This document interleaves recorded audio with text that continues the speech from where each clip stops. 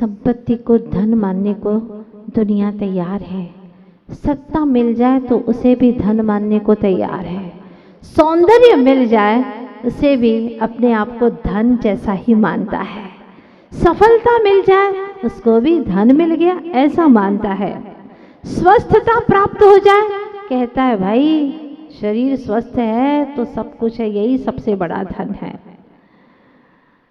लेकिन एक बात पूछना चाहती हूँ, जो धर्म है उसको धन मानने के लिए तैयार क्यों नहीं है आप?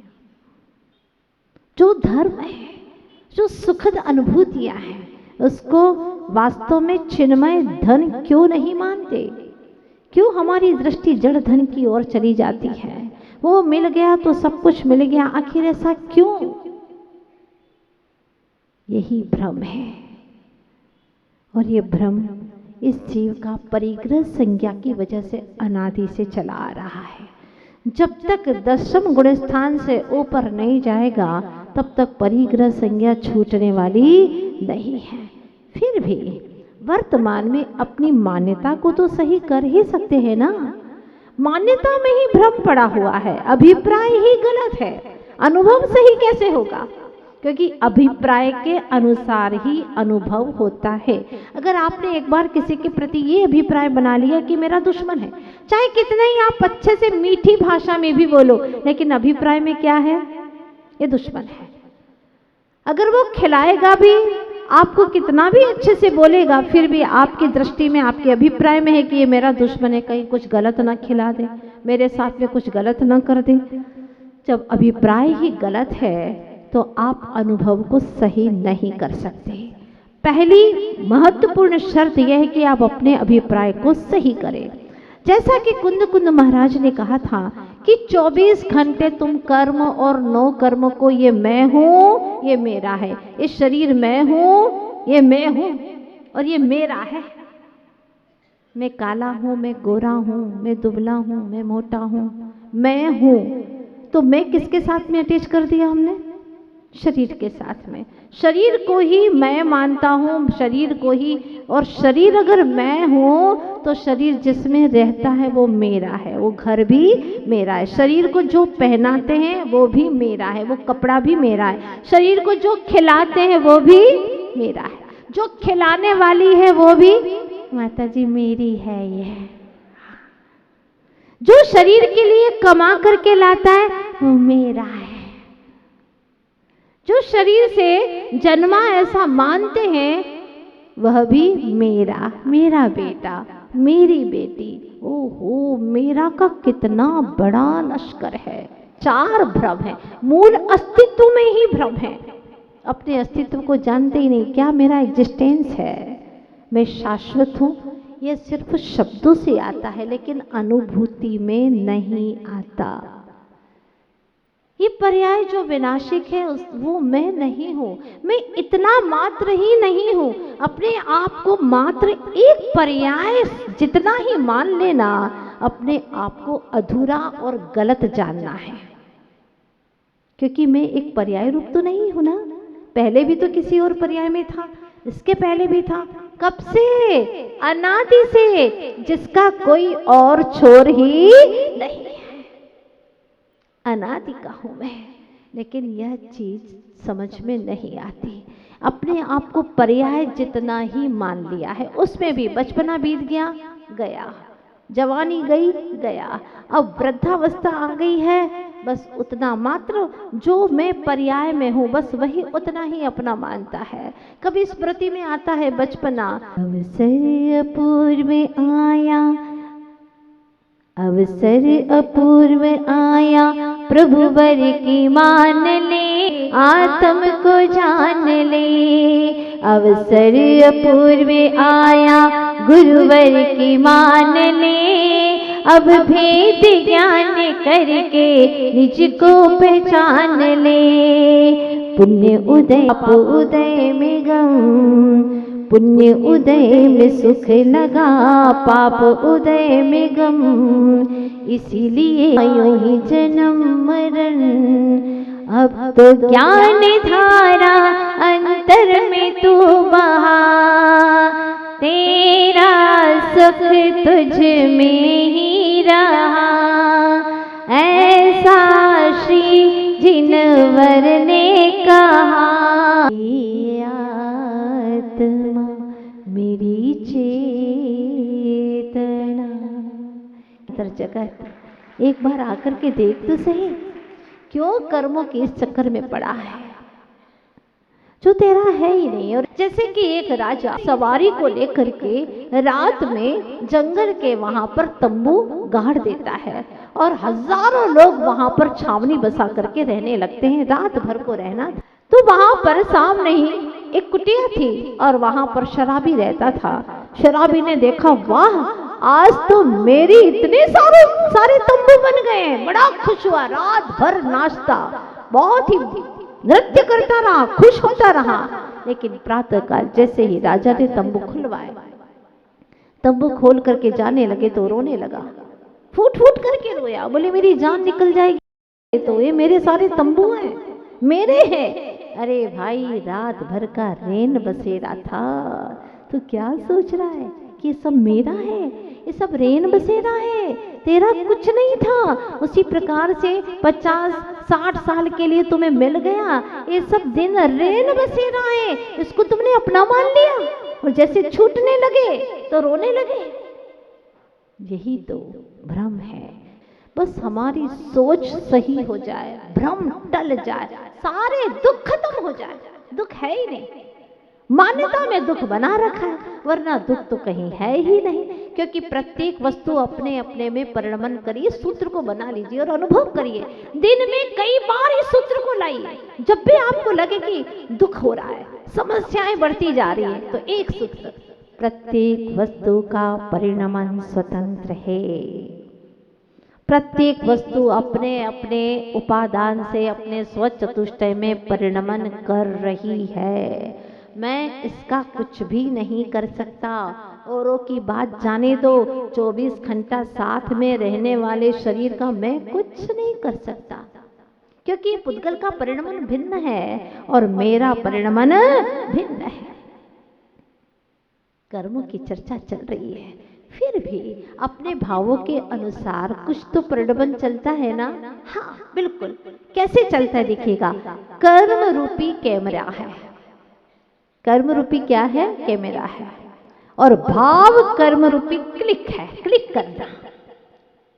प्रिंट आउट और फोटो जो निकल करके आ रही है वो है नो कर्म। कैमरा रखा है, कर्म उदय में आ रहे हैं, द्रव्य कर्म उदय में आ रहे हैं, घबराने की जरूरत नहीं है। क्लिक करते वक्त ध्यान रखना, सही पोजीशन में खड़ा होगा ना, और फिर क्लिक करोगे तो अच्छी फोटो आएगी।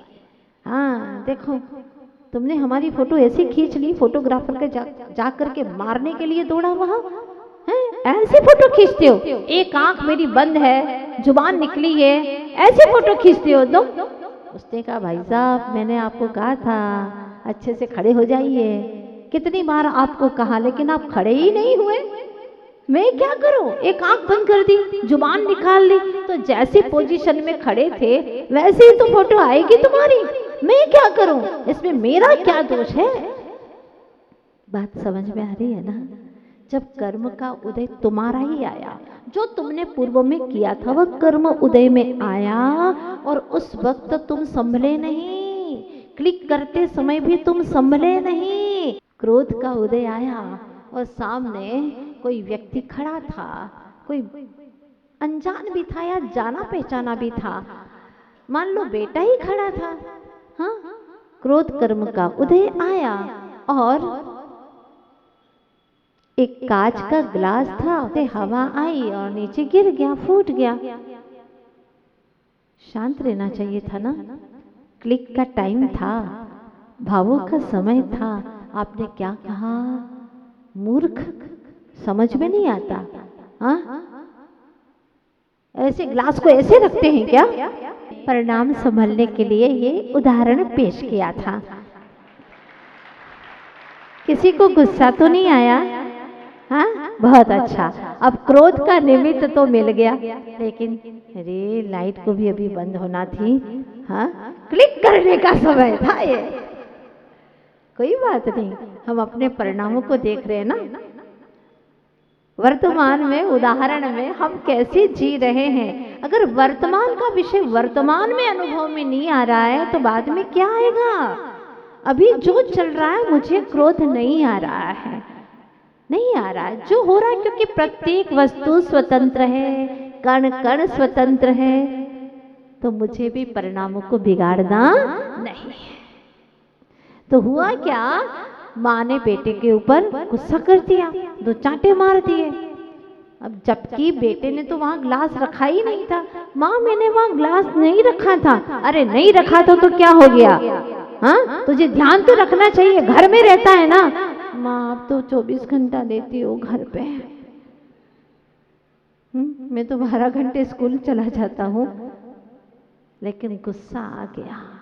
गुस्से के समय पर तीव्र कर्म के उदय में अपना पुरुषार्थ तो था ही नहीं, अपना उपादान तो संभाला ही नहीं, अपनी तरफ ध्यान दिया ही नहीं और गुस्सा आ गया। ऐसे हम फेल हो रहे हैं। कब से? अनादि से। ये एक उदाहरण है हमारे सामने।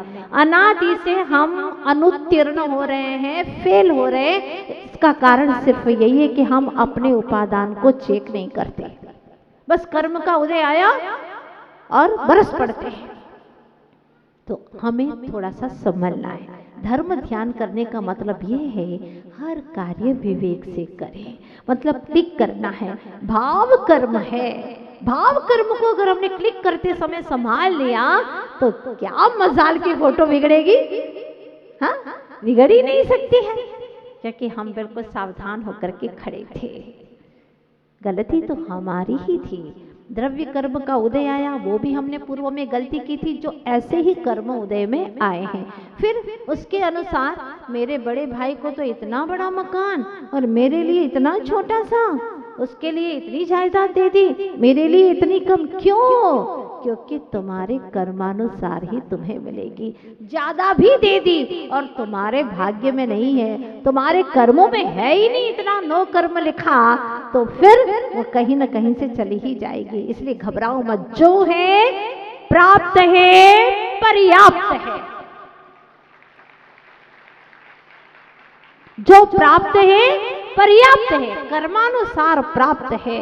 भगवान मैं तो ये चाहता हूं कि ये भी कब छूट जाए, ये भी कब छूट जाए, ये बाहर का घर छूटे।